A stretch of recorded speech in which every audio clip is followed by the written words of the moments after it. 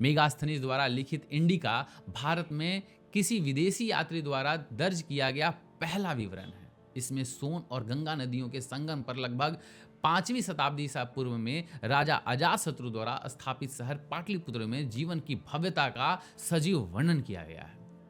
एक अन्य मौर्य सम्राट अशोक, जिन्हें प्रियदर्शी या प्रियदसी के नाम से भी जाना जाता है, अशोक लगभग 270 ईस्वी पूर्व शासन के लिए दृढ़ सिद्धांत तैयार करने वाले पहले व्यक्ति थे।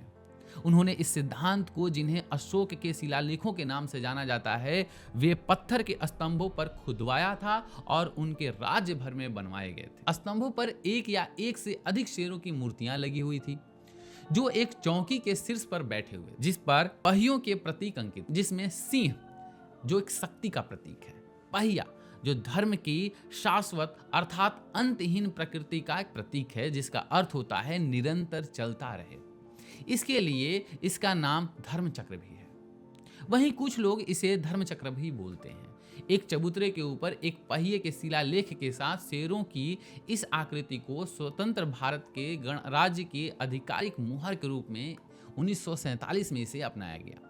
साथ ही अशोक के धर्मचक्र को भारत के राष्ट्रीय ध्वज तिरंगे में भी शामिल किया गया है। इसमें से कुछ स्तंभों के अवशेष अभी भी पश्चिमी चंपारण जिले के लौरिया नंदनगढ़ और वैशाली जिले में मौजूद है। टॉलेमी और यूक्लिड के समकालीन अशोक एक महान विजेता थे। उनका साम्राज्य पश्चिम में प्राचीन गंधार, जो अब उत्तर पश्चिम सीमांत प्रांत पाकिस्तान, अफगानिस्तान से लेकर वर्तमान भारत के पूर्वी सीमाओं तक, और निश्चित रूप से ये कहा जा सकता है कि दक्षिण में विंध्य पर्वतमाला तक फैला हुआ था। अशोक बौद्ध धर्म में लोगों को व्यापक धर्मांतरण के लिए भी जिम्मेदार माना जाता है। उन्होंने अपने बेटे राजकुमार महेंद्र और बेटी संघमित्रा को इस उद्देश्य के लिए वर्तमान श्रीलंका, जो प्राचीन काल में सिंहल द्वीप और ब्रिटिश साम्राज्य के दौरान सीलोन तक दक्षिण में भेजा था।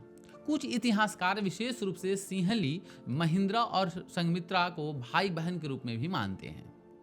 प्राचीन बिहार में भी राज्य मामलों में महिलाओं का महिमा मंडल देखा जा सकता है। यहीं पर लिच्छवियों के राज्य में वैशाली की वैश्या अम्रपाली के पास अपार शक्ति थी।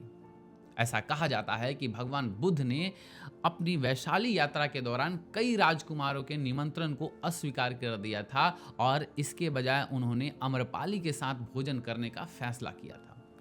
इस संदर्भ में एक अल्पज्ञात लेकिन ऐतिहासिक और पुरातात्विक रूप से प्रलिखित घटना का उल्लेख करना उचित। अम्रपाली की अपनी यात्रा के बाद भगवान बुद्ध ने कुशीनगर, जिसे बौद्ध ग्रंथों में कुशीनारा भी कहा जाता है, वे कुशीनगर की ओर अपनी यात्रा जारी रखी। उन्होंने गंडक के पूर्वी तट पर, जिसे नारायणी भी कहा जाता है, जो चंपारण के पश्चिमी सीमा को चिन्हित करता है। बुद्ध ने, जो आज 2 भागों में विभाजित है, पूर्वी और पश्चिमी चंपारण, जो आज एक प्रशासनिक जिला बन चुका है। इस यात्रा में भगवान बुद्ध के साथ उनके समर्पित लिच्छवी अनुयायियों का एक दल भी था। वर्तमान पूर्वी चंपारण जिले में केसरिया नामक स्थान पर भगवान बुद्ध ने रात्रि विश्राम किया। वहीं पर उन्होंने अपने शिष्यों को अपने आसन निर्वाण अर्थात मृत्यु की खबर देने का फैसला किया और उनसे वैशाली लौटने का आग्रह किया। विलाप करते हुए लिच्छवी ने दृढ़तापूर्वक वहां से जाने से इनकार कर दिया। तब भगवान बुद्ध ने स्वयं और उनके बीच लगभग 3000 फीट चौड़ी जलधारा बनाकर उन्हें वहां से चले जाने के लिए मजबूर कर दिया।